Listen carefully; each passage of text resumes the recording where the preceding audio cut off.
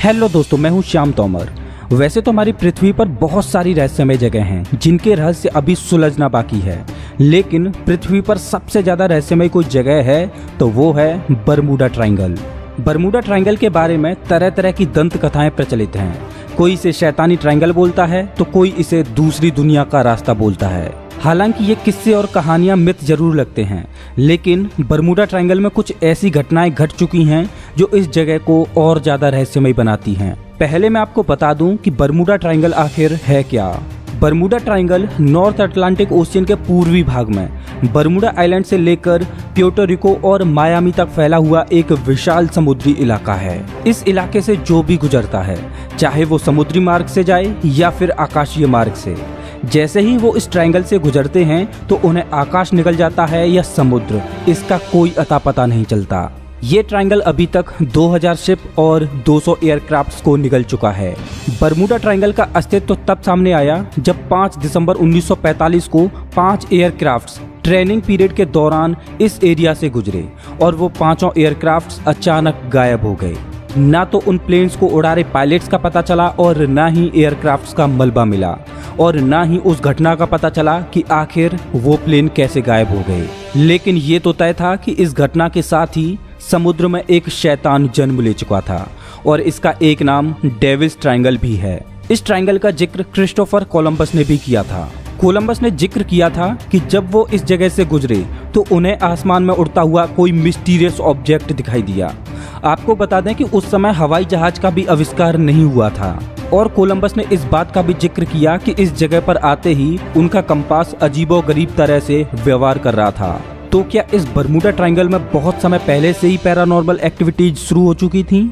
इस एरिया में अभी तक काफी लोग अपनी जान गंवा चुके हैं, लेकिन 19 लोग ऐसे भी हैं जो इस इलाके से लकीली बचकर बाहर आ गए, लेकिन वो भी इस इलाके के बारे में ज्यादा कुछ नहीं बता पाते।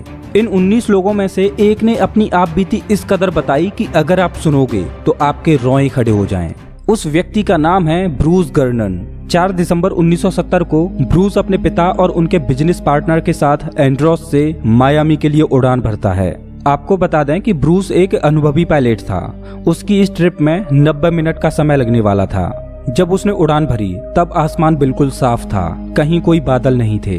जब प्लेन 1000 फीट की ऊंचाई पर पहुंचा तो उसने नोटिस किया कि सामने कुछ क्लाउड थे, लेकिन ब्रूस उड़ता रहा और बादलों में होके प्लेन को निकाल के ले गया। लेकिन जब प्लेन 11,500 फीट की ऊंचाई पर पहुंचा तो प्लेन के सामने अब एक बहुत बड़ा क्लाउड था। अब ब्रूस के पास इसके अंदर से गुजरने के अलावा कोई और चॉइस नहीं थी, तो उसने एक लंबी सांस ली और क्लाउड में प्लेन को उड़ाते हुए ले गया। जैसे जैसे प्लेन क्लाउड में अंदर घुसता जा रहा था, वैसे वैसे चारों ओर अंधेरा बढ़ता जा रहा था। क्लाउड इतना घना था कि सूर्य की रोशनी तक इसमें नहीं घुस पा रही थी। लेकिन ये क्लाउड ना तो बवंडर वाला क्लाउड था और ना ही इसमें बारिश हो रही थी। ब्रूस बुरी तरह से घबराया हुआ था कि अचानक उसने व्हाइट लाइट की फ्लैश देखी, जो कि अचानक आई और गायब हो गई। वो लाइट बहुत ही चमकीली थी। ब्रूस उड़ता रहा। उसे लगा था कि ये वैसा ही क्लाउड है जैसा उसे पहले मिला था, लेकिन ये तो कुछ और ही निकला। अब ब्रूस ने नोटिस किया कि क्लाउड सिलिंड्रिकल शेप में चारों ओर घूम रहा है, जिसके बीच से प्लेन गुजर रहा है। ये क्लाउड ऐसा लग रहा था कि कभी खत्म ही नहीं होगा। लेकिन कुछ मिनटों बाद उसे क्लाउड की सुरंग के अंत में रोशनी दिखाई दी। ब्रूस उस रोशनी की ओर बढ़ रहा था, लेकिन फिर से एक नई एक्टिविटी शुरू होने लगी। जहां से रोशनी आ रही थी, टनल का वो सिरा धीरे धीरे बंद होने लगा।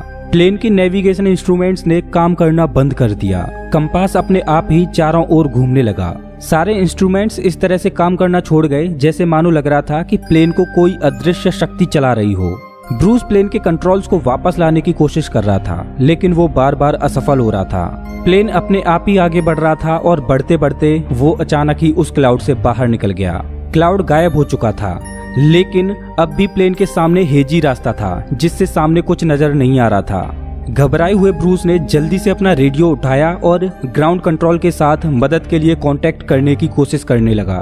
ग्राउंड स्टाफ को उसने अपनी लोकेशन बताई, लेकिन उसकी बताई हुई लोकेशन पर रडार में कोई प्लेन नजर नहीं आ रहा था। थोड़ी देर बाद ग्राउंड स्टाफ को पता चला कि प्लेन पहले से ही मायामी के ऊपर पहुंच चुका है। ग्राउंड स्टाफ ने ये खबर ब्रूस को दी तो ब्रूस को इस बात पर यकीन ही नहीं हो रहा था, क्योंकि प्लेन को 400 किलोमीटर की डिस्टेंस को कवर करना था, जिसमें 90 मिनट का समय लगने वाला था।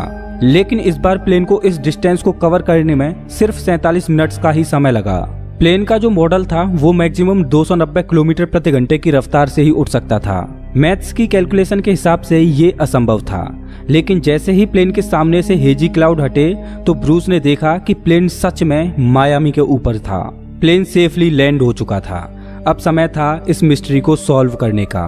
ब्रूस ने घड़ी में समय देखा तो वो समय से बहुत पहले ही लैंड कर चुका है, और जब उसने फ्यूल टैंक को देखा तो उसके होश उड़ गए, क्योंकि प्लेन में फ्यूल भी बहुत मात्रा में उपलब्ध था। मतलब फ्यूल इतना ज्यादा खत्म नहीं हुआ था।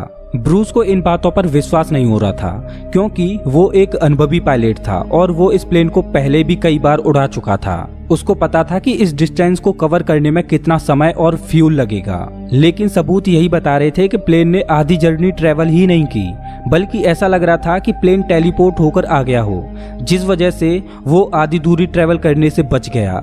ब्रूस ने इस घटना के बारे में कई प्रोफेसर और एक्सपर्ट्स को बताया, लेकिन कोई भी इस गुत्थी को नहीं सुलझा पा रहा था। फाइनली ब्रूस ने अपनी खुद की एक थ्योरी दी और एक किताब लिखी, जिसमें उसने इस मिस्टीरियस चीज को डार्क एनर्जी बताया। लेकिन उस मिस्टीरियस घटना को एक्सप्लेन करने के लिए डार्क एनर्जी सिर्फ एक थ्योरी थी। उस घटना के पीछे किस चीज का हाथ था, ये अभी तक रहस्य बना हुआ है। हम उम्मीद करते हैं कि ये रहस्यमय गुत्थी भविष्य में सुलझ जाए। बरमूडा ट्रायंगल की ऐसी ही ना जाने कितनी ही मिस्ट्रीज उन लोगों के साथ चली गईं जो इसमें से लौटकर ही नहीं आ पाए। वैसे दोस्तों, आप हमारा वीडियो कौन से शहर से देख रहे हो, प्लीज कमेंट करके जरूर बताएं। अगर आपको ये वीडियो अच्छा लगा हो तो लाइक करें और ऐसे ही मजेदार वीडियोज के लिए चैनल को सब्सक्राइब करें, साथ ही बेल आइकॉन दबाएं।